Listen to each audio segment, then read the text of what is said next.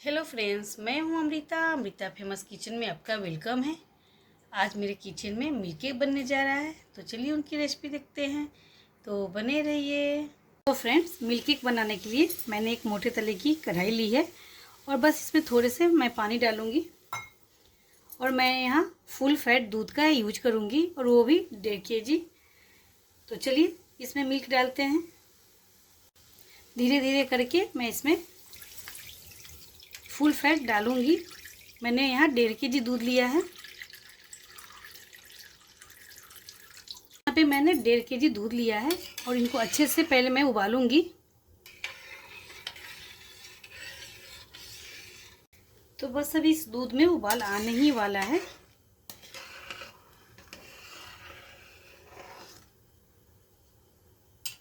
और नीचे से हम चलाते रहेंगे कि नीचे जले नहीं। अगर जल गया तो ये मिल्क केक का टेस्ट बिल्कुल ही ख़राब हो जाएगा। ये पूरी तरह से उबलना स्टार्ट हो गया है। अब यहीं पे मैं चीनी डालूंगी।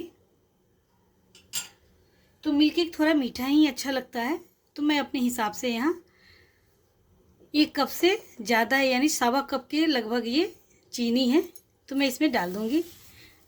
1.5 kg दूध है, उसमें 1.25 कप चीनी है, जो हम चाय पीते हैं उसी कप से। चाय की कप है और इसी कप से मैंने 1.25 कप शक्कर लिया था। दूध भी अच्छे से उबल गया है, शक्कर भी इसमें मिल गई है। अब इनको दानेदार बनाने के लिए इसमें मैं सिरका यूज करूँगी। तो ये विनेगर है। तो कैसे करना है, एक बार हम ज़्यादा नहीं, एक बार विनेगर का यूज हम यहाँ पे नहीं करेंगे। एक बार डालने से एक ही जगह वो गुच्छे बन जाएगी, इसलिए दानेदार बनाने के लिए मैं ऐसे यूज करूँगी। अपने हाथों को अच्छे से वॉश करके मैं आई हूँ और बस ऐसे हाथों में ऐसे विनेगर को लेके बस छींटे देने हैं। ऐसे बस छींटे देते रहना है, थोड़ा थोड़ा, बहुत ज़्यादा नहीं। ये धीरे धीरे ये दानेदार होते रहेगी। इससे छोटी छोटी सी दाने बनेंगी।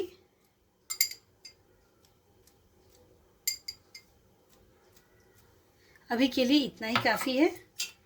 धीरे धीरे और किनारे पे जो मलाई लगती जाएगी उसको हम निकालते जाएंगे।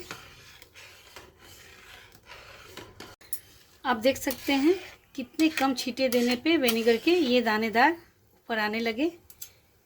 दाने दाने से दिख रहे हैं, ये देखिए। बस ऐसे ही चलाते रहेंगे, ये थोड़े बड़े होते रहेंगे।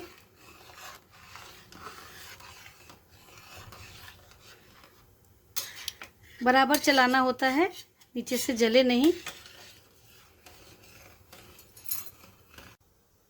तो फ्रेंड्स, ये देखिए ये कलछी में कितना दानेदार दिख रहा है, महीन दानेदार है। बस बिल्कुल ऐसे ही रखना है। थोड़े से विनेगर से बहुत अच्छा सा ये दानेदार हुआ है। तो ये लगभग आधा हो गया है दूध जल के। दूध तो बहुत कम हो गया है और उड़ भी बहुत रहा है, इसमें से छींटे बहुत निकल रहे हैं। तो ऐसे एक प्लेट अपने आगे रखेंगे कि जिससे छींटे अपने चेहरे पे और हाथों पे नहीं आए। और यहीं पे मैं अब इलायची पाउडर डालूंगी। तो मैंने यहाँ इलायची को कूट के डाल रही हूँ मैं यहाँ पे। आप चाहें तो इलायची पाउडर भी ले सकते हैं। धानी के साथ इसको पकाइएगा, ये उड़ता भी है, इसके छींटे बहुत दूर दूर तक जाते हैं। तो फ्रेंड्स, ये लगभग होने लगा है।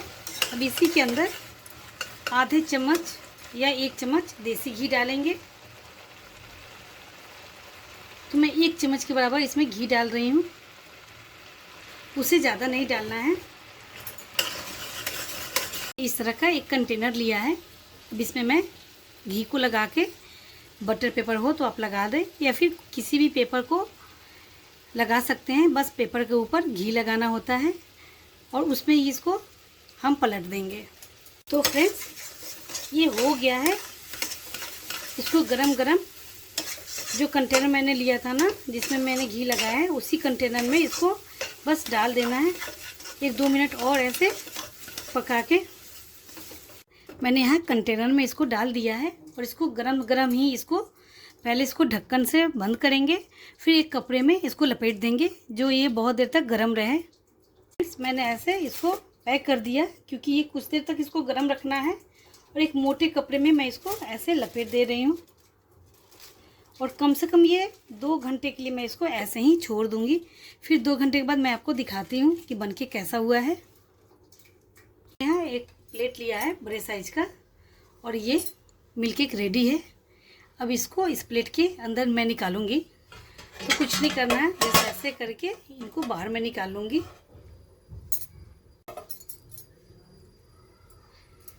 तो कुछ इस तरह मैंने निकाल लिया है। बिल्कुल आसानी से निकल जाता है, जबकि मैंने बटर पेपर भी नहीं डाला था। अच्छे से पीस पीस में बना लूँगी। ये बहुत अच्छे से निकल गया है, और आप देख सकते हैं जैसा मैं कंटेनर रखी थी बिल्कुल वैसा ही निकला है। ये बिल्कुल सेट हो जाता है। 2-3 घंटे के लिए मैंने ऐसे ही छोड़ दिया था। अब इनको काट लेना है, तो आप जैसा शेप देना चाहें वैसा दे सकते हैं, आपके ऊपर है। तो मैं इनको अब कट कर ले रही हूँ। तो ये बहुत अच्छे से कट गया है। मैं इतना ही बड़ा साइज़ रखी हूँ, साइज़ आपके ऊपर है, जितना बड़ा छोटा रख सकते हैं। और देखिए बिल्कुल अच्छे से सेट है ये, और खुशबू बहुत अच्छी आ रही है फ्रेंड्स। सारे पीसेस को मैं एक प्लेट में लगा के आपको दिखाती हूँ।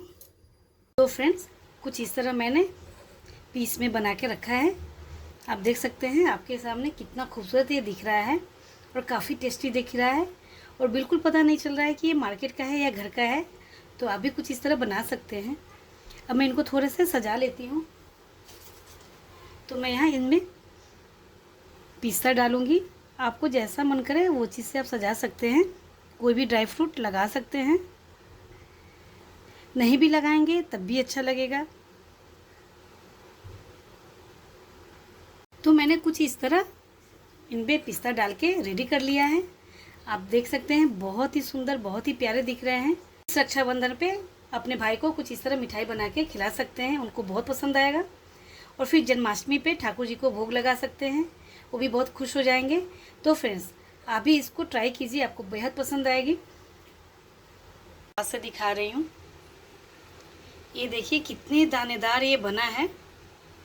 बिल्कुल हलवाई स्टाइल में मैं बनाई हूँ, और आप खा के बिल्कुल भी और देख के ये नहीं कह सकते कि ये घर में बना है। बिल्कुल मार्केट जैसा ही दिख रहा है फ्रेंड। तो आप भी बनाइए, आपको बहुत पसंद आएगा।